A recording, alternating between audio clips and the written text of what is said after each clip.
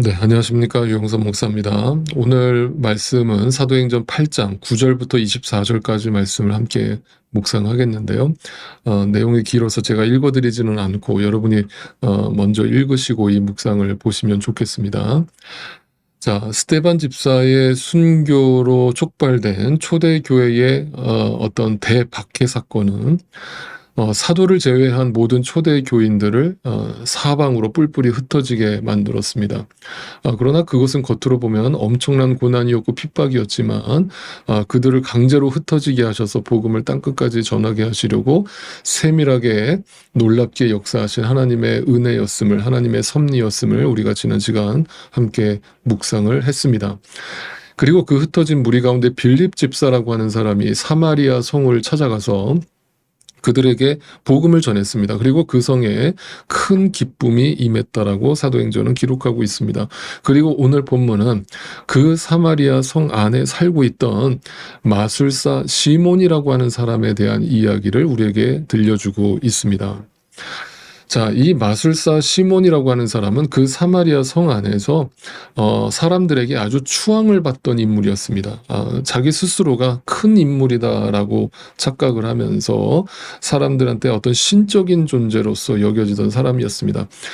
오늘날은 마술사라고 하는 것은 우리가 그냥 다 그냥 거짓말이라는 거, 남 눈속임이라는 것을 이제 다 상식적으로 알고 있습니다만, 당시 시대 속에서 사람들 앞에서 뭔가 마술을 하고 어떤 뭔가 눈에 보이는 기적을 보여주는 사람들은 거의 신적인 존재로 여겼고 그를 추앙할 수밖에 없었죠. 그래서 이제 오늘날도 사탄이 저는 이렇게 역사한다고 생각을 합니다. 하나님의 말씀을 왜곡해서 눈에 보이는 기적과 이적을 통해서 사람들을 현혹하고 그것이 마치 하나님의 뜻인 양 아주 교묘하게 포장하는 이런 일들이 쉽게 벌어지는 것이죠. 자, 그런데 12절 13절을 한번 읽어보겠습니다. 어떤 일이 벌어졌는가? 그런데 빌립이 하나님 나라와 예수 그리스도의 이름에 관한 기쁜 소식을 전하니 남자나 여자나 다 그의 말을 믿고서 세례를 받았다. 시몬도 믿게 되었고 세례를 받은 뒤에 항상 빌립을 따라다녔는데 그는 빌립이 표징과 큰 기적을 잇따라 행하는 것을 보면서 놀랐다. 자, 바로 그때 빌립 집사가 사마리아 성에 당도했고, 그리고 그들에게 복음을 전하자 사람들이 어떻게 이런 반응을 합니까? 그 복음을 듣고 시몬을 추앙하던 그 사마리아 사람들이 빌립에게 몰려가서 빌립이 전하는 그 복음을 듣고 세례를 받는 일이 벌어진 것이죠. 이것을 당시 그 시몬의 입장에서 한번 생각을 해본다면 몹시 당황스러운 상황이죠. 어제까지 사람들이 자기를 신적인 존재로 여기고 자기를 추앙했는데 갑자기 빌립이라는 사람이 와서 복음을 전하니까 그것이 진리라고 사람들이 생각하고 거기에 다 몰리니까 얼마나 당혹스럽습니까? 그리고 어떻게 보면 굉장히 불쾌한 상황이 벌어진 것이죠. 그런데 성령 하나님께서 놀랍게 역사하셔서 그 자신을 큰 사람으로 취급하면서 사람들에게 추앙을 받던 그 시몬이 시몬의 마음을 하나님께서 여시고 그도 그 복음을 받아들이게 되는 놀라운 일이 벌어진 것이죠. 결국 이 마술사 시몬도 빌립에게 세례를 받게 되고 그 뒤로 180도 달라진 사람이 되어서 그 빌립 집사를 쫓아다니면서 함께 복음을 전하는 전도자가 되었다는 것입니다. 자, 여기까지 읽으면 얼마나 아름다운 모습이고 오늘날 우리가 흔히 보는 복음을 듣고 사람이 180도 달라져서 완전히 새로운 인생을 살아가는 모습을 보여주는 것처럼 보입니다. 바로 어제까지 사람들에게 추앙을 받으면서 스스로 자신의 존재를 우상처럼 생각하던 그 존재가 하나님 앞에 납작 엎드린 모습처럼 보여집니다. 그런데 이처럼 주님 안에서 거듭난 신자로 새로운 인생으로 살아가는 것처럼 보였던 이 시몬에게 어떤 일이 벌어지는가? 자, 먼저 이 상황을 좀 설명드리면 그 뒤로 이 소식이 예루살렘에 있던 사도들에게까지 들려지게 됩니다.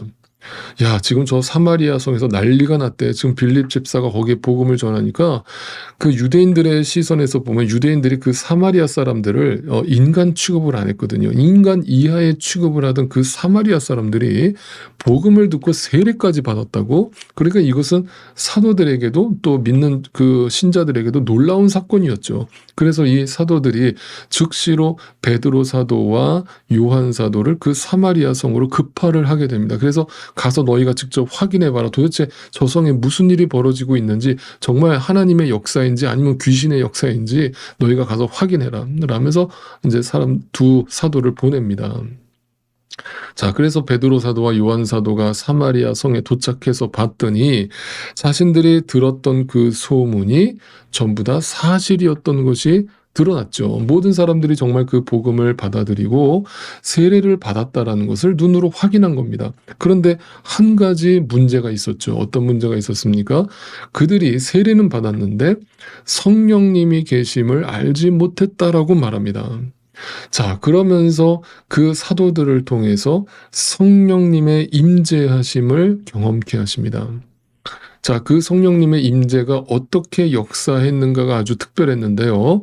성령님의 역사는 내적인 변화만 일으키셨던 것이 아니라 외적으로도 외적인 은사를 통해서 신비적인 모습으로 놀라운 모습으로 놀라운 광경으로 그들에게 보여진 것입니다. 자, 왜냐하면 사도들이 그들에게 직접 안수했다라고 사도행전은 기록하고 있기 때문입니다. 안수를 하니까 성령이 그들에게 임했다라고 기록을 하고 있기 때문입니다. 자, 이 부분에서 여러분 혹시라도 성경을 잘 모르시는 분들은 오해가 없으시기를 바랍니다. 성령의 임재를 경험하기 위해서 저와 같은 어떤 특별한 목회자나 어떤 영적 리더에게 안수를 받아야만 성령을 받을 수 있다라고 말하거나 또 그들에게만 성령을 불러들일 수 있는 어떤 특별한 능력이 있다라고 생각하는 분들이 있다면 큰 착각입니다. 오늘날 심지어 정통교회 안에서도 이런 식으로 신비주의적인 방식으로 성령님을 강조하는 교회들이 있는 것을 제가 알고 있습니다.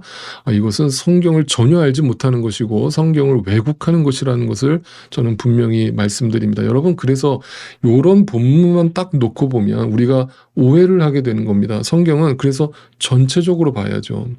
전체적으로 성령님이 어느 때 역사하시고 어떤 방식으로 역사하시는가를 우리는 성경 전체를 통해서 확인해야 됩니다. 여러분, 성령 하나님은요, 전체적으로 보면 훨씬 더 많은 부분에서 말씀을 통해서 역사하십니다. 그리고 기도를 통해서 역사하십니다. 그런데 어떻게 보면 이 사건은 성경 전체적인 관점에서 보면 아주 예외적인 특별한 모습으로 성령님이 임재하시는 모습을 보여주고 계신 것입니다. 그런데 그게 이유가 있습니다. 그 이유가 이제 드러나는데, 지금 오늘 우리가 묵상하는 이 본문은 그 주인공이 누굽니까? 바로 마술사 시몬입니다. 마술사 시몬이 어떻게 거듭났으며 그 거듭남이 진짜인가를 지금 우리에게 들려주고자 하는 것에 목적이 있습니다. 그러니까 이 사건에서 사도들이 안수를 해서 성령이 임재하시는 모습을 보여주면서 그 모습을 옆에서 지켜보던 마술사 시몬이 어떻게 반응합니까? 깜짝 놀란 거죠. 왜냐하면 그 모습 자체가 자신이 마술을 부리던 모습과 굉장히 흡사했죠. 여러분, 무당들이나 어떤 이런 마술사들이 당시에 이렇게 사람들에게 안수를 해서 어떤 신비적인 역사를 일으키고 뭐 병자를 일으키고 이런 모습들을 보여줬기 때문에 지금 사도들이 안수를 하자 성령이 임하는 외적인 역사들이 막 일어나는 모습을 그 마술사 시몬이 보면서 무슨 생각을 한 겁니까? 야, 이거 대단한 거다. 내가 가지고 있던 능력과는 비교가 안 되는 놀라운 신비적인 역사가 일어나는구나. 이거를 나도 얻어야겠다라는 생각이 들면서 충격적인 발언을 하죠. 자, 18절, 19절을 읽어보겠습니다. 시몬은 사도들이 손을 얹어서 성령을 받게 하는 것을 보고 그에게 돈을 내밀면서 말하기를, 내가 손을 얹는 사람마다 성령을 받도록 내게도 그런 권능을 주십시오. 이 돈 받고 그거 나한테 파십시오. 네. 참 기가 막힌 일이 벌어지죠. 그런데 여러분 잘 들으셔야 됩니다. 이제부터 이 모습을 보면서 '야 뭐 저런 인간이 다 있어.' 라면서 그냥 무시하고 이 부분을 읽어 버리시면 여러분 우리에게 아무 도전이 없죠. 이 이야기를 성경이 우리에게 들려주는 것은 성경은 거울이라고 그랬습니다. 우리의 모습 속에 이 모습이 있다라는 것을 보여주고 계시는 겁니다. 자, 첫 번째, 이 시몬이 보여주고 있는 시선. 자, 빌립 집사를 통해서 세례까지 받고 그 빌립 집사를 쫓아다니면서 빌립 집사와 함께 복음까지 전했던 이 시몬의 모습과는 너무나 상반된 모습이 나타나서 깜짝 놀라는 거죠. 한마디로 좀 전까지는 시몬이라고 하는 사람은 180도 달라진 분명히 거듭난 크리스찬인 것처럼 보였는데 이 결정적인 상황에서 순간에서 그의 마음속에 내재되어 있던 가짜 믿음, 네, 그 실체가 폭로당하고 있는 것이죠. 한마디로 그 시몬의 시선은 뭐예요? 지금 영의 시선입니까? 육의 시선입니까? 철저하게 육의 시선이죠. 그러니까 뭐예요? 교회 안에서 예배당 안에서는 막 할렐루야 하고 내가 지금 거듭났다 그러고 나 예수 믿었다 그러고 예수님은 나의 주님이시라 그러고 나 이제부터 선교하겠다 전도하겠다 내 주변에 있는 사람들 내가 다 전도하겠다 막 결단을 하고 난리가 났는데 결정적인 순간에 자기 마음속에 있는 돈이라고 하는 우상이 불쑥 튀어나오면서 자신이 영의 시선이 아니라 육의 시선으로 살던 사람이었음이 만천하에 폭로당하고 있는 것입니다. 여러분, 이 모습이 우리의 모습이 아닌지 잠잠히 들여다보시기를 바랍니다. 예수님께서 우리에게 이런 경고를 하신 적이 있습니다. 너희는 절대 두 주인을 섬길 수 없다. 하나님을 주인으로 믿는다고 하는 사람이 여전히 돈이라고 하는 그 주인을 마음속에 품고 살 수 없다. 여러분, 돈이라고 하는 것은 이 말을 오해 없이 들으세요. 돈이 필요 없다가 절대 아니라고 했습니다. 성경은 돈 자체를 타부시하거나 무시하는 게 절대 아닙니다. 현실을 부정하는 게 아닙니다. 그런데 돈이라고 하는 것을 내 마음의 주인으로 삼고 산다는 건 뭐예요? 눈에 보이지 않는 하나님보다 눈에 보이는 그 돈이라는 것이 내게 훨씬 더 중요한 가치라는 것이 내 삶의 현장에서 순간순간 드러나는 거예요. 순간순간. 그러니까 이 이야기는 우리에게 무엇을 들려주고 있는 겁니까? 외적으로는 세례교인이 되었고 누구보다 열심히 전도도 했고 선교도 쫓아다녔고 겉으로는 정말 완전히 거듭난 신자의 모습처럼 보여주었지만 내적으로는 여전히 옛 습관과 옛 가치관을 버리지 못하고 세속적인 가치관을 가지고 안 믿는 사람하고 똑같이 살더라. 사업할 때, 이 세상에서 일을 할 때 여전히 똑같이 돈의 가치관, 돈이 최고라고 하는 그 가치관으로 살아가는 모습이 하나님 앞에서 만천하에 들통나고 있는 장면인 것이죠. 그러니까 이런 모습이 폭로당할 때 목회자가 이런 모습을 보고서 그냥 침묵해야 됩니까? 예, 당신 그렇게 사십시오. 뭐 돈이 최고죠. 돈 좋은 거죠. 라면서 축복이나 해주고 그렇게 해야 되겠습니까? 오늘 베드로 사도는 어떻게 하는지 보십시오. 20절입니다. 베드로가 그에게 말하였다. 그대가 하나님의 선물을, 믿음을, 하나님의 은혜를 돈으로 사려고 생각하였으니 그대는 그 돈과 함께 망할 것이요. 그 돈과 함께 망한다는 게 뭡니까? 네, 그 돈을 쫓아 살다가 지옥에 떨어질 거다 이 말입니다. 그대는 하나님 보시기에 마음이 바르지 못하니 그 내면이 겉으로는 어떤지 모르겠지만 겉으로는 누구보다 훌륭한 믿음을 가진 것처럼 보이지만 그 마음이 여전히 돈을 우상으로 삼고 살아가니 우리의 일에 그대가 차지할 자리는 없어. 하나님의 일에 당신이 동참할 곳이 없어. 라고 그를 철저하게 배제시키는 모습을 보여주고 있죠. 여러분 무시무시한 말을 하지 않았습니까? 여러분 오늘날 어떤 목회자가 성도들 앞에 성도들이 아무리 돈을 좋아하면서 사는 모습을 본다고 그 성도들한테 설교를 하면서 당신 그 돈과 함께 망할 것이오라고 설교할 수 있는 목회자가 몇 명이나 되겠습니까? 베드로 사도는 거침없이 그의 폐부를 찌르는 말을 전합니다. 그래서 이 모습만 보면 이거는 10중8구 시험 들 만한 말을 듣게 된 거죠. 아무리 시몬이 그랬다 하더라도 아직 믿음이 연약해서 그러니까 이해합니다. 당신 뭐 그럴 수 있죠, 사람인데 라면서 그냥 덮어주고 넘어가는 게 아니라 당신 그렇게 살면 망합니다. 당신 그렇게 살다가 지옥 갑니다. 왜 돈으로 여전히 우상을 삼고 살아갑니까? 하나님을 만난 사람 맞습니까? 당신 더 이상 이제부터 우리 하나님의 일에 동참할 생각하지 마세요. 교회 일 할 생각하지 마세요. 회개하세요. 라면서 아주 강력하게 촉구를 하고 있는 것이죠. 자, 이렇게 말하는 것은 그의 영혼을 완전히 지금 정죄하고 내치고 있는 것입니까? 그를 완전히 교회 바깥에서 내쫓으려고 하는 것입니까? 절대 아니죠. 회개 속에는 항상 뭐가 담겨 있다고요? 하나님의 사랑의 음성이 담겨 있다고요. 뭐예요? 사랑의 음성이라는 게 돌아오라는 거잖아요. 자, 베드로가 그 뒤에 이렇게 고면합니다. 그러므로 그대는 이 악한 생각을 회개하고 주님께 기도하십시오. 자, 두 가지 솔루션을 제시했습니다. 첫 번째 뭐예요? 회개하는, 진심으로 회개하라는 겁니다. 돌이키라는 겁니다. 그 세속적 가치관, 돈에 대한 돈을 만모니즘으로 우상으로 삼고 있는 그 가치관을 하나님 앞에 버리라는 것입니다. 그리고 기도하라는 것입니다. 기도하라는 말은 뭐예요? 네, 하나님을 의지하라는 것이죠. 하나님을 바라보라는 것이죠. 하나님을 주목하라는 것이죠. 하나님을 앙모하라는 것이죠. 그래서 그 하나님과의 관계를 회복하라는 것이죠. 그러면 행여나 그대는 그대 마음속에 나쁜 생각을 용서받을 수 있을지도 모르고 23절 내가 보니 그대는 악의가 가득하여 악의가 가득하다. 마음이 순수하지 못하다. 겉으로는 아무리 신앙이 있는 것처럼 행동해도 그 마음이 절대 하나님 앞에 순수하지 못하고 두 주인을 섬기고 있다. 불의에 얽매여 있다. 저와 같은 목회자도 예외가 아니죠. 그러나 이 사랑의 음성을 듣고 난 시몬의 반응이 어떠했는가를 우리가 또 주목해 볼 필요가 있겠습니다. 시몬이 이렇게 반응을 합니다.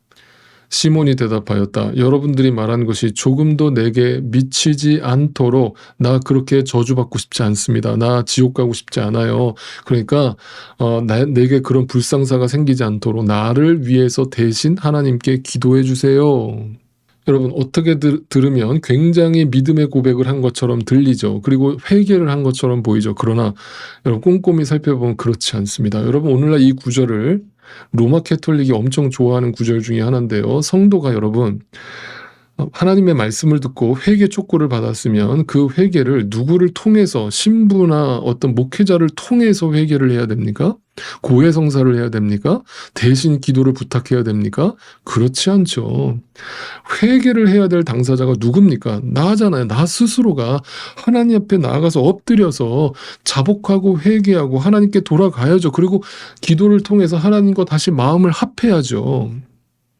그런데 중간에 사제나 목회자나 신부를 통해서 대신 내 죄를 부탁하는 거예요. 마치 구약시대의 제사장한테 자신의 죄를 고백하고 회개를 어떤 죄사함을 받듯이 그런 식으로 지금 기도를 촉구하고 있는 시몬의 모습을 보여주죠. 이것은 뭘 얘기하는 겁니까? 시몬이 이 베드로 사도의 회개 촉구의 메시지를 진심으로 받아들였다는 거예요? 안 들였다는 거예요? 받아들이지 않았다는 겁니다. 그리고 이것을 그냥 어떤 종교적인 행위로서 나한테 그런 무시무시한 일이 벌어지지 않도록 나를 살려주세요라는 어떤 기복적인 기도를 부탁하고 있는 여전히 세속적 가치관에 머물고 있는 시몬의 모습을 보여주고 있는 것입니다. 이런 모습을 볼 때 우리는 안타까우면서 동시에 무섭게 우리는 이 말씀을 봐야 하는 것이죠. 네. 그 하나님의 은혜를 알지 못하는 자들의 그 끝이 어떻게 되는가? 결국 그 회개에 이르지 못하고 자기 우상에 빠져서 망하게 될 수 있다라는 모습을 보여주고 있는 것입니다.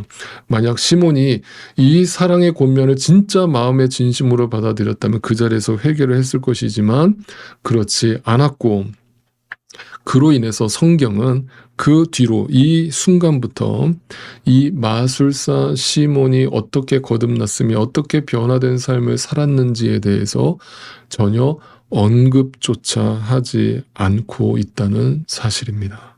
한마디로 성경에서 완전히 그의 이름은, 존재는 지워져 버린 것입니다.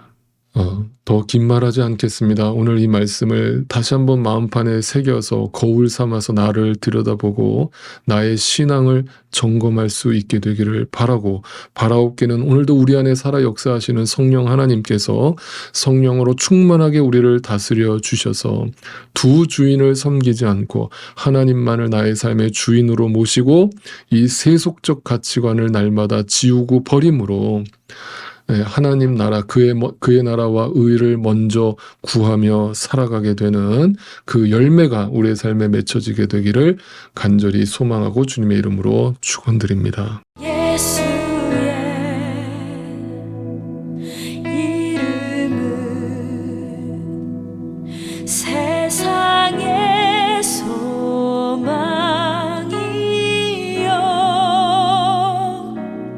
예수의 이름은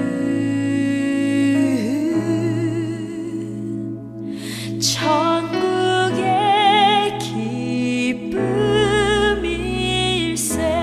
예수의 이름